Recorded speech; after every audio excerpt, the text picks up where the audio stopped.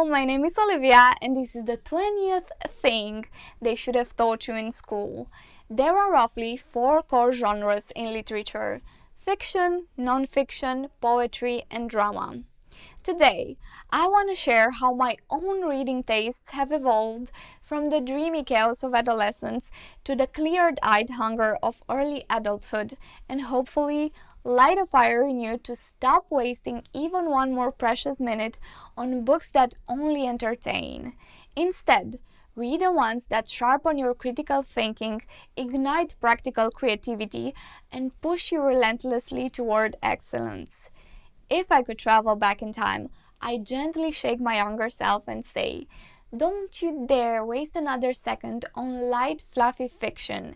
If you truly want to take the tougher, richer path and absorb everything life has to offer, start here. Books aren't just stories, they are catapults. They hurl you toward the highest peaks of creativity, forge unbreakable courage and confidence, and hand you tangible, battle-tested insights you can build your entire life upon. They shape your opinions, craft a worldview that will carry you through the darkest storms, lift you from every fall, and become an endless, life-giving well you can return to forever. The books you choose say a lot about you and who you are becoming. Like so many teens of my era, I began with vampire romances. Twilight, Queen of the Damned were my absolute obsessions in early adolescence. Then, in mid-adolescence, I plunged into the darkest philosophy, Choran, Schopenhauer, the kind that wraps you in nihilistic gloom. By late adolescence, I escaped into magical realism with Murakami and Cărtărescu, and suddenly the world felt electric, vivid, and wildly possible again. I didn't branch out much until my 20s, but if I could start over, I'd skip that entire detour and read far more broadly from day one. Here's exactly how I'd rewrite my reading journey and the path I now passionately recommend to every teenager. I would begin with adventure stories because they are pure rocket fuel for a young mind. They spark insatiable curiosity and awaken raw bravery, the kind that makes you believe you can build from zero and conquer the impossible. Imagine devouring real-life tales of ocean expeditions, the meticulous gathering of supplies, the shipbuilding, the packing, the terrifying unknowns. Those stories set your imagination ablaze and teach you that every great journey starts with a single bold step. Start with classics like the Kon-Tiki Expedition or Arctic Adventure. Let them fill you with wonder and the unshakable conviction that the world is yours to explore. Next, I dive headfirst into science fiction, especially stories of space travel and mind-bending new realities. These books shatter the ordinary and hand you fresh eyes for everything. My absolute standout recommendation is The Ants by Bernard Werber. It masterfully blends decades of real ant research with dazzling scientific imagination, creating an epic saga of conquering entire new realms of perspective. It even mirrors the organizational blueprints that later shaped political philosophy and human societies. Read books like this in your formative years and watch your horizons explode, your media addictions dissolve, your self-doubt vanish, and your ambition soar far beyond average.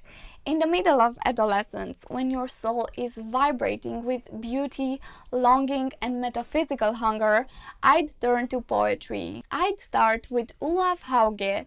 His quiet, profound verses teach you how endlessly multifaceted and magnificent one single human being can be, even in total solitude.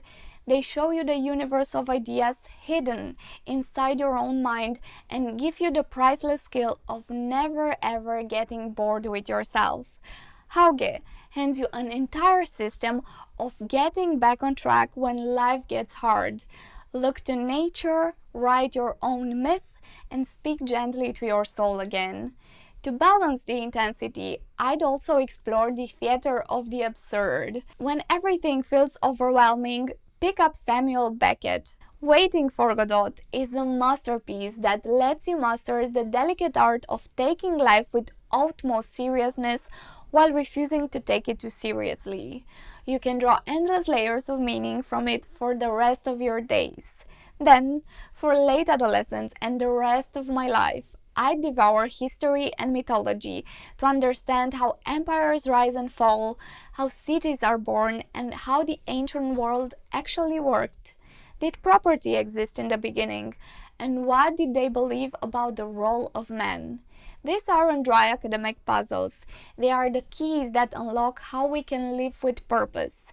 At the same time, I'd feast on science books. Biology that makes you fall in love with birds, their flight, their dizzying high altitude lives, migration patterns, nest building genius, and ecological roles.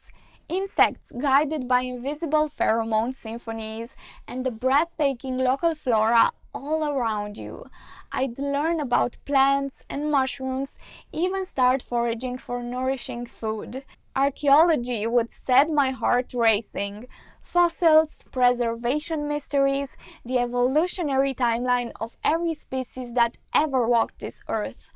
I'd obsess over the exact chronology of life on our planet. I'd study geology so I could read the layer stories written in every mountain and marvel at deep time. And I'd dive into logic, physics, mathematics, and chemistry, the technical subjects that make the universe feel like a friendly, knowable place instead of a frightening mystery. My fears would melt away in the face of such wonders, and I know I would have become an even stronger, more creative version of myself much sooner. I hope this lit a spark in you.